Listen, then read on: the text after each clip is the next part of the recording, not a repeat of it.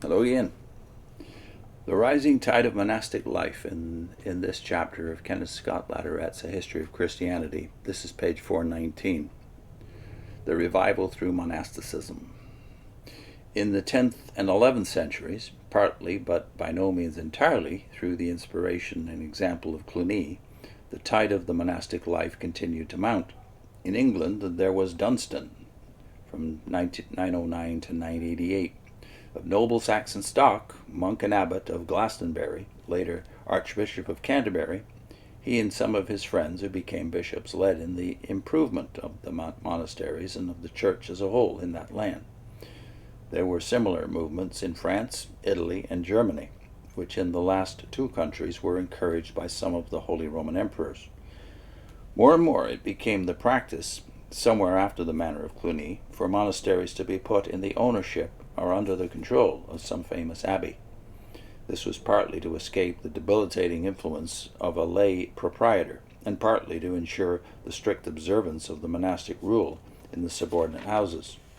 Thus the abbey devoutly named Chez Dieu, that is, Casa Dei, the house of God, founded in Auvergne in 1046, eventually had about 300 dependent priories.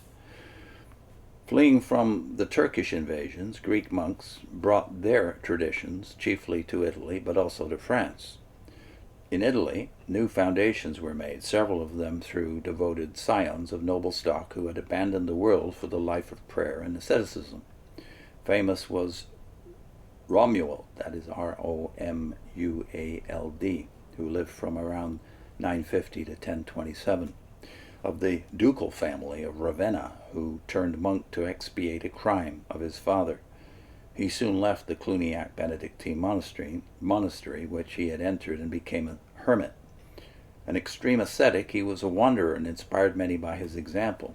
From him there arose a type of hermit community in which the members were strenuously ascetic and dwelt in separate houses, but had some of their liturgical services and meals together.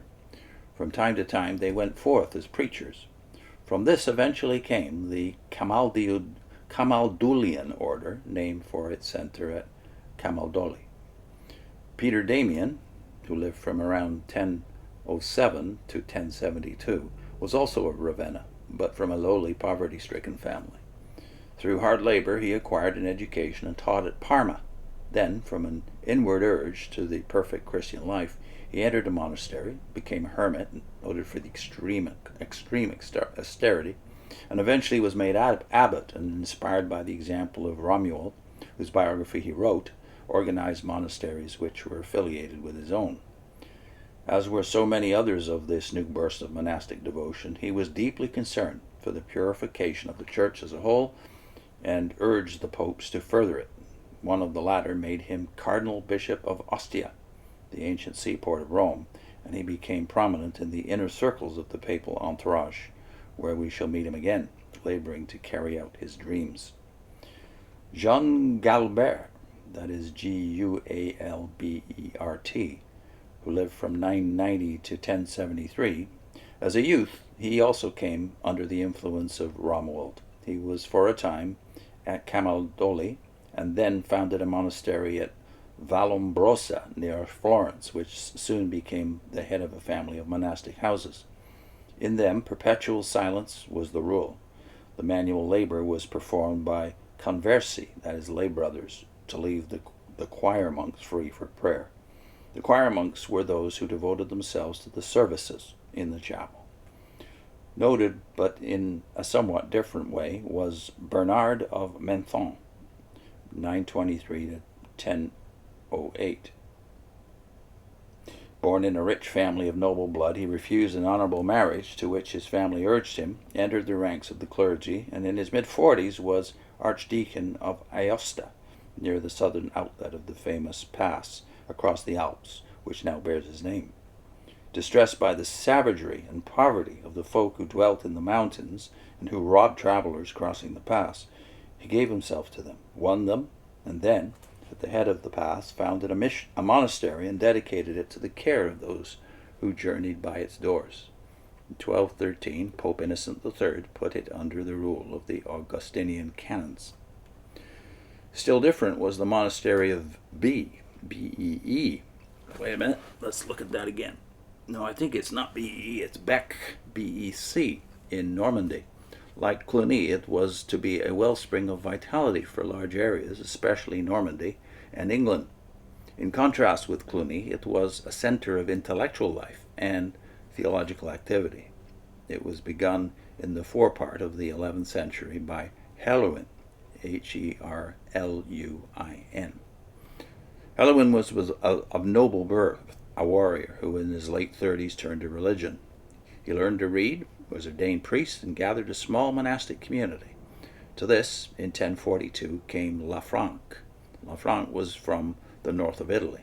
He had been a teacher of law and letters, and in his late 30s, after having taught in the cathedral school of Avranches on the southwest coast of Normandy, he turned monk and entered Bec. Somewhat later, in the 1050s, Anselm joined their community.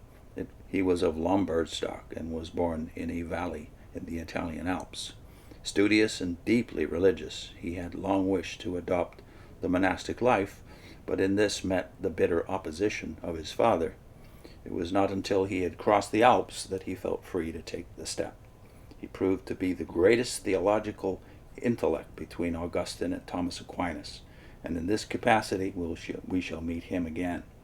Lanfranc and he were successively archbishops of Canterbury, and we shall also find him courageously standing for the purity and independence of the Church as against rulers who wished to use the Church for their own purposes.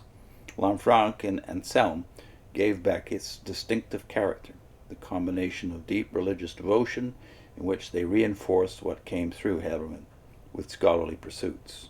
Bec became famous as a school, wealth poured in, and many subordinate priories were attached to it, notably in England.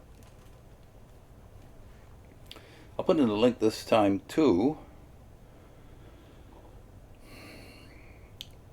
The Mixed Blessing of Middle Ages, according to, this time, not Latourette, but Walter Rauschenbusch, the Baptist theologian and historian. And also a link to Walter Rauschenbusch's playlist. See you next time.